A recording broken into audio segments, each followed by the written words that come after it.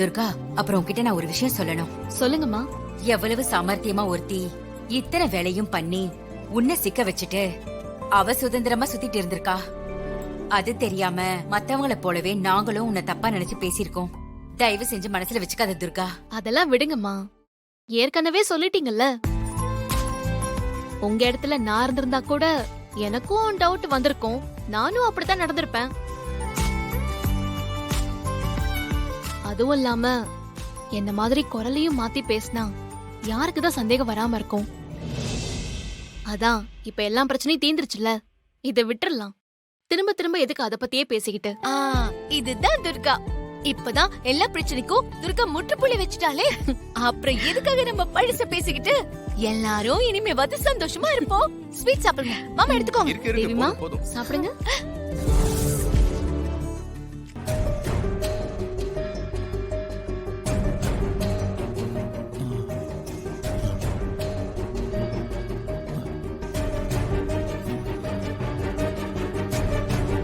எனக்கு என்ன ஆச்சு?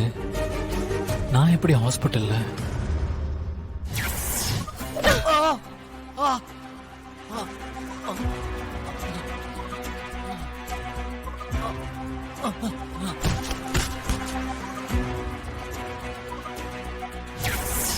துர்கா மாஸ்க் போட்ட பொண்ணு என்ன தலையில அடிச்சா. அதுக்கப்புறம் நான் மயங்கி விழுந்துட்டேன். அப்புறம் என்ன ஆச்சு?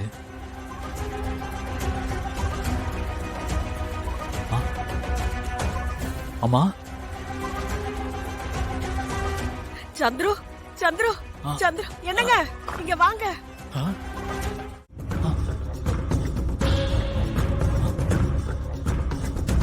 இவ்வளவு நடந்திருக்கா? அப்போ இவ்வளவு வருஷமா நான் ஒரு பைத்தியக்காரனா தான் இருந்திருக்கேனா? பாவமா துர்கா. நான் தான் துர்கா மேல ஆசைப்பட்டேனே தவிர அந்த பொண்ணு என்ன சரியா கூட பார்த்ததில்ல.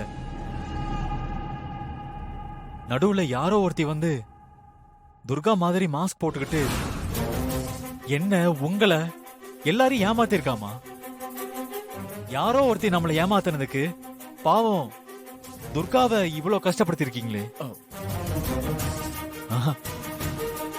தப்பு பண்ணிட்டீங்கம்மா, பெரிய தப்பு பண்ணிட்டீங்க. தப்புதான்ப்பா. இப்ப நாங்க அதை உணர்ந்துட்டோம்.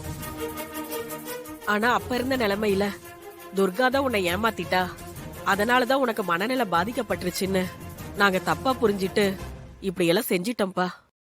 ஆனா இப்ப நினைச்சு பார்த்தா எங்களுக்கும் சங்கடமா இருக்குப்பா.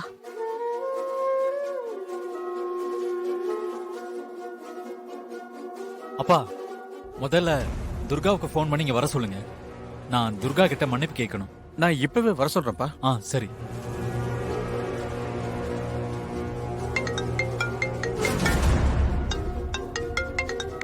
ஹலோ துர்கா, ஒரு சந்தோஷமான விஷயம்மா. சந்துரு குணமாயிட்டான். அப்படியா?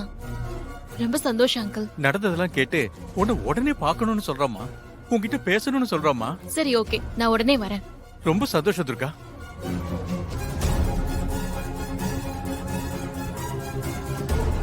என்ன சொன்னா? துர்கா இப்ப வந்துருவாப்பா. வரட்டும்பா. நான் அவகிட்ட மன்னிப்பு கேட்கணும்.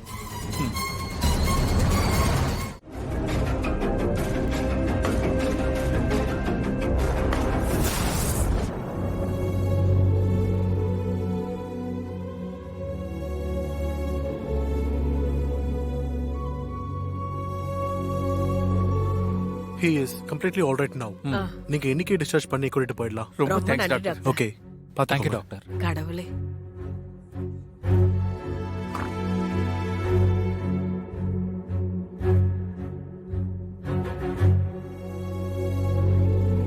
வாமா. சந்துரு, எப்படி இருக்கீங்க? Chandru, are you okay? I'm all right.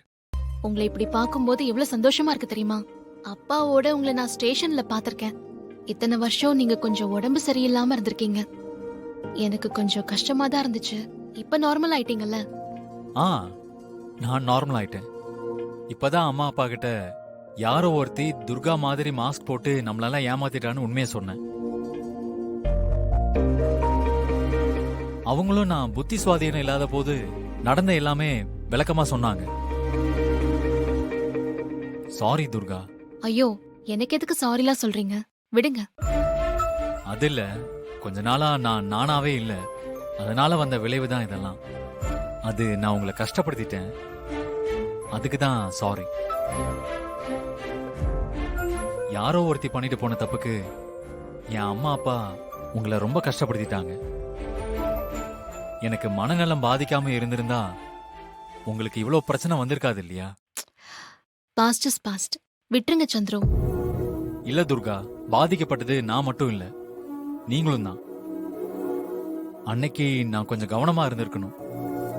அன்னைக்கு உங்க அப்பாவுக்கு ஃபோன் பண்ணி ஏமாந்துட்டோங்கிற தகவலை சொல்ற டென்ஷன்ல நான் கொஞ்சம் கவனக்குறைவா இருந்துட்டேன். அந்த நேரம் பார்த்து எதிர்பாராத நேரத்துல என் தலையில அடிச்சு என்ன மயக்கம் போட வச்சு அவ தப்பிச்சு போயிட்டா.